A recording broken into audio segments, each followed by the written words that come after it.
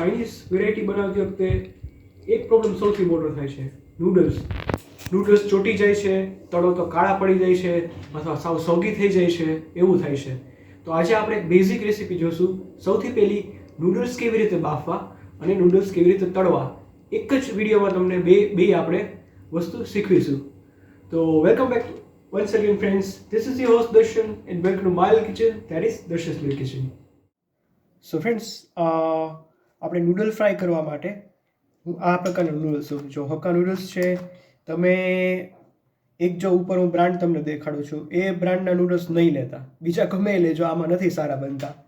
તો કોઈ બી બ્રાન્ડ લેજો, પણ મેં તમને જે ઉપર દેખાડી છે પહેલાં વિજેટમાં એ ના લેશો. તો મેં આ લીધેલા છે, જે ઇઝીલી ચીપ આવે છે, કાંઈ એનો ભાવ બી એટલો હોતો નથી અને સરસ થાય છે. તો આ હક્કા નૂડલ્સ છે જો આ રીતના હોય છે. હવે આપણે સૌથી પહેલાં બોઇલ કરવાના છે, ફ્રાય કરતાં પહેલાં બોઇલ કરવાના હોય છે. તો એ પ્રોસેસ જોઈશું. તો મિત્રો, અહીં એક મોટું મેં કઢાઈ લીધેલી છે, તમે તપેલી બી લઈ શકો છો. એમાં સરખું પાણી ગરમ કરવા મૂક્યું છે. આપણે નૂડલ્સ બોઇલિંગ વોટરમાં નાખવાના છે. તો બોઇલિંગ વોટરની અંદર બે વસ્તુ આપણે એડ કરવાની છે. એક છે મીઠું, તો જ અત્યારે શું નૂડલ્સ આવી જશે એમાં સોલ્ટનેસ. હવે ઓઇલ, અને હજી એક વસ્તુ હું એડ કરીશ, એ છે વિનેગર. તો 1 સ્પૂન જેટલું મેં વિનેગર એડ કર્યું. તો આપણું મીઠું, ઓઇલ અને વિનેગર 3 વસ્તુ આપણે એડ કરવાની છે અને પાણીમાં આપણે બોઇલ આવવા દેવાના છે. ઓઇલ અને વિનેગર નાખશું એટલે આપણા નૂડલ્સ છૂટા છૂટા રહેશે અને સોલ્ટ ઓબ્વિયસલી આપણો ટેસ્ટ આવી જશે એમાં. આપ જોઈ શકો છો પાણીમાં હવે સરખું બોઇલ આવી ગયું છે. હવે આ સમયે આપણે આપણા નૂડલ્સ એડ કરવાના છે, હક્કા નૂડલ્સ. આવી રીતના જો આખી કેક હોય અને 1/2 કરીને તમે નાખતો.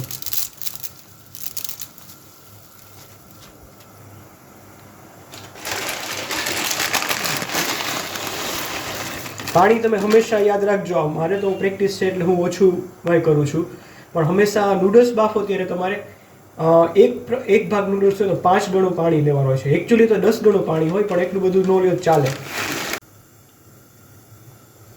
સો ફ્રેન્ડ્સ, હવે આપણે એકદમ હાઈ ફ્લેમ ઉપર બોઇલ કરવાના છે.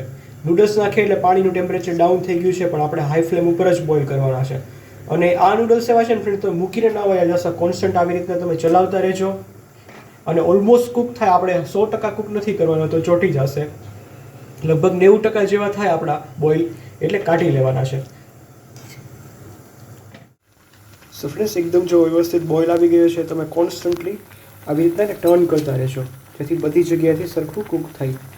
આપણે એક વસ્તુ ખાસ ધ્યાન રાખવાની છે કે ઓવર કૂક ન થવા જોઈએ આપણા નૂડલ્સ. સો ફ્રેન્ડ્સ, આપણા નૂડલ્સ હવે ઓલમોસ્ટ બોઇલ થવા આવ્યા છે. લગભગ 5 મિનિટ જેવું થયું. પેકેટમાં બી 5 મિનિટ લખેલું છે, પણ તમે તમારી રીતે ચાખીને જ જોઈ લેજો.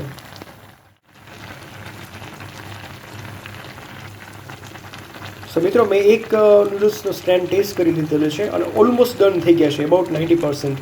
તો હવે હું ગેસ બંધ કરી અને આપણે ઇન્સ્ટન્ટ સ્ટ્રેઇન કરી લેવાના છે. પાણીમાં રાખવાના નથી, તમે ઇન્સ્ટન્ટ સ્ટ્રેઇન કરી લેજો અને ઠંડા પાણીથી ઉપર ધોવાના છે, રનિંગ વોટરમાં. ઓકે, તો હવે પ્રોસેસ જોઈએ. જો ગેસ બંધ કરી દઉં છું. સો ફ્રેન્ડ્સ, આમ તમે જોઈ શકો છો, આવી રીતે રનિંગ વોટરમાં હું વોશ કરી લઈશ. એ ખૂબ જરૂરી છે ફ્રેન્ડ્સ, તમે રનિંગ વોટરમાં વોશ કરજો ઠંડા પાણીએ. સો ફ્રેન્ડ્સ, આપણું પહેલું સ્ટેજ પૂરું થઈ ગયું છે, એ છે નૂડલ્સ કેવી રીતે બાફવા. તો આ સ્ટેજ ઉપર તમે હવે આને હક્કા નૂડલ્સ કરવા હોય કે કોઈ બી નૂડલ્સની વેરાયટી કરવી હોય તો તમે આવી રીતે કરી શકો છો. તમે જો એકદમ નૂડલ્સ છૂટા છે, બહાર જેવા હોય એવા જ છે. તો આ આપણી એક ટ્રિક્સ હતી આમાં ફ્રેન્ડ્સ. ઓફન કમ્પ્લેન્ટ આવે છે કે નૂડલ્સ ચોટી જાય છે, પણ આ સિમ્પલ તમે સ્ટેપ ફોલો કરશો તો તમારા નૂડલ્સ બી આવા જ થશે. જુઓ, હવે આપણે એક વસ્તુ કરવાની છે. હું તો એકચ્યુઅલી હવે ફ્રાય બી કરવાનો છું આને, થોડા ડ્રાય થાય એટલે.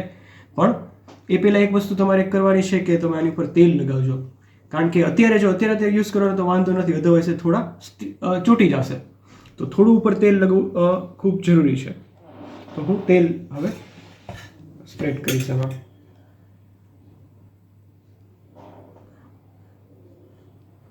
તો 2 સ્પૂન જેટલું, 2 થી 3 સ્પૂન જેટલું આઈ થિંક સફિશિયન્ટ છે. પછી તમે તમારે ક્વોન્ટિટી પ્રમાણે જોઈ લેજો. ઓકે, અને બસ આવી રીતે હવે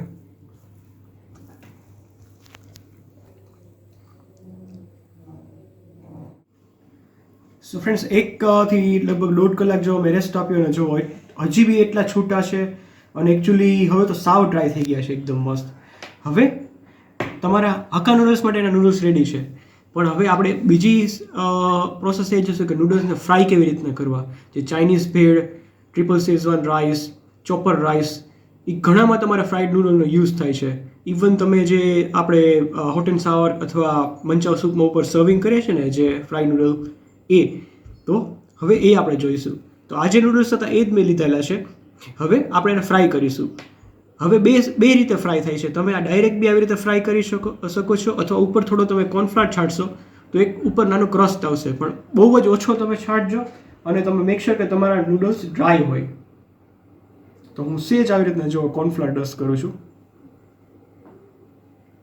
ઓકે, કોર્નફ્લાવર છે અને આપણે મિક્સ આવી રીતના જો કરી દઈશું. બહુ નાખશો તો તમારું તેલેય બગડશે અને પ્રોબ્લેમ થશે. તો સાવ ઓછું નાખજો એવી રીતે. તો જેટલું જો અંદર પાણી થોડું ઘણું બી હશે એ બી શોષાઈ જશે. અને એકદમ જો મસ્ત એની ખાલી તમે સ્ટ્રેન્ડ્સ જુઓ. તો ફ્રેન્ડ્સ, હવે આપણે જોઈ શકો છો મેં આમાં તેલ લીધેલું છે કડાઈમાં. હું એકચ્યુઅલી બીજું એક વસ્તુ કરતો હતો જેથી થોડું એમાં રહી ગયું છે, પણ એ મારે કામ જ આવવાનું છે આમે. તો તેલ તમારે ગરમ રાખવાનું છે હવે, અને જોઈને તમે નાખજો. અને તેલ બહુ ઊંચું ન ભરશો, કારણ કે જેવું નૂડલ્સ નાખશો આખું બધું ઉપર આમ આવશે. એટલે અડધાથી તમે ઓછું તેલ ભરજો અને ઓછા નૂડલ્સ ફ્રાય કરજો. ઓકે, અને તમે સંભાળીને કરજો. તો જો થોડા મેં નૂડલ્સ લીધા છે અને આવી રીતના થોડા આવી રીતના કરી અને એડ કરીશું.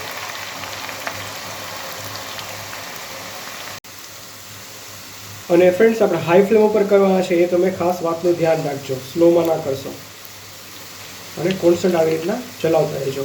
થોડા સેટ થાય પછી આપણે ટર્ન કરવાના છે. તો ફ્રેન્ડ્સ, હવે આપણે ટર્ન કરવાનું છે. તો એકદમ સાચવીને આવી રીતે જો ટર્ન કરી દઈશું. બીજી સ્પૂનનો તમે અથવા ફોર્કનો ઉપયોગ લઈ શકો છો. હવે બીજી બાજુથી બી આપણે ફ્રાય કરીશું. તો મિત્રો, તમે જોઈ શકો છો આપણું એક નેસ્ટ હવે કમ્પ્લીટલી રેડી થઈ ગયું છે.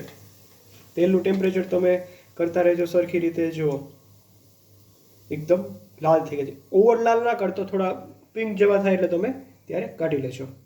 હવે ફ્રેન્ડ્સ, નેક્સ્ટ બેચ કરીએ. તમે સરખી રીતે જોજો હું કેવી રીતે કરું છું. આમ આખું સર્કલ કરવાનું છે.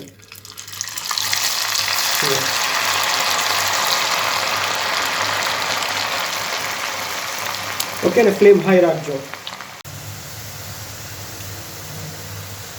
તો ફ્રેન્ડ્સ, આ ત્રીજી બેચ મેં એડ કરી છે. તમે જુઓ, ખૂબ ધ્યાન રાખજો. તેલ છે ને બહુ ઉપર આવી જાય છે, ઇશ્યુ થશે. તો ફોર્કથી આવી રીતે જો હું આવી રીતે આમ કરી રાખું છું. અને નેક્સ્ટ એવું થાય એવું તમે રાખતા નહીં, જરાય આવી રીતના થોડા જ નાખજો, એટલે જલ્દી બી થાય તમારે અને ચોટી ના જાય એક સાથે. અને આઈડિયલી તમે ફ્રાય કરો ત્યારે ફ્રેન્ડ સ્ટેનલેસ સ્ટીલની કડાઈ ના લ્યો તો વધુ સારું, કારણ કે જો ભાઈ અમારે કેમ લાલ ના થઈ ગયું એવું બધું થઈ જશે. તો બ્લેક જે આયર્નની હોય એમાં હંમેશા તળજો. મારે ઓલરેડી એક થયેલું હતું એટલે હું એવી રીતે યુઝ કરું છું. તો ફ્રેન્ડ જો આ એકચ્યુઅલી પરફેક્ટ છે. આ રીતના થાય. પહેલાં મેં થોડા લાલ કરેલા હતા તમને એક્ઝામ્પલ કરવા માટે. આ રીતના જો વ્હાઇટ જ હોય ને ક્રિસ્પી થઈ ગયા છે. જો નૂડલ્સમાં હંમેશા આ રીતના હોય છે. તો આ સ્ટેજ આવે એટલે તમે કાઢી લેજો. ક્રિસ્પી બી થઈ ગયા છે. તો મિત્રો આ જુઓ, લાગે છે એકદમ જો હોટલ્સમાં હોય એકદમ મસ્ત. લાલ નથી થઈ ગઈ, એકદમ કાળા જે થઈ પ્રોબ્લેમ થાય છે એ નથી થઈ ગયા, અને પ્રોપરલી એકદમ આપણા નૂડલ ફ્રાય થઈ ગયા છે. આપણે આ ફ્રાઈડ નૂડલ્સનો તમે મલ્ટિપલ યુઝ કરી શકો છો અને સ્ટોર બી કરી શકો છો, કારણ કે આ તળાઈ ગયા છે એટલે તમે એરટાઈટ ડબ્બામાં પેક કરશો તો આઈ થિંક મહિના સુધી તો કશું થતું જ નથી. તમે લાંબો ટાઈમ બી ચલાવી શકો છો. અને તમે એકવાર આ વધુ કરીને રાખશો તો તમે બધી આ જે ઝંઝટ છે ફ્રાય કરવાની એમાંથી તમે છૂટી જશો. તો એક સાથે જ બલ્કમાં તમે ફ્રાય કરી શકો છો. પછી ફ્રાઈડ નૂડલ્સ તો ઘણી બધી વસ્તુમાં યુઝ થાય છે, જેવી કે Chinese bhel, triple Schezwan fried rice, પછી ચોપર રાઈસ, એમ ઘણી બધી અલગ અલગ જે ઇન્ડો ચાઇનીઝ આપણી વેરાયટી છે એમાં તમે આ યુઝ કરી શકો છો. તો ઓબ્વિયસલી ફ્રાઈડ નૂડલની રેસિપી કરી તો આપણે ફ્યુચરમાં ડેફિનેટલી આપણે ચાઇનીઝ ભેળ કેવી રીતે બનાવી એની મને ઘણી રિક્વેસ્ટ આવેલી છે. તો એ આપણે ડેફિનેટલી રેસિપી કરીશું. સો થેન્ક્સ ફોર વોચિંગ મિત્રો. This is your host Darshan signing off. Goodbye.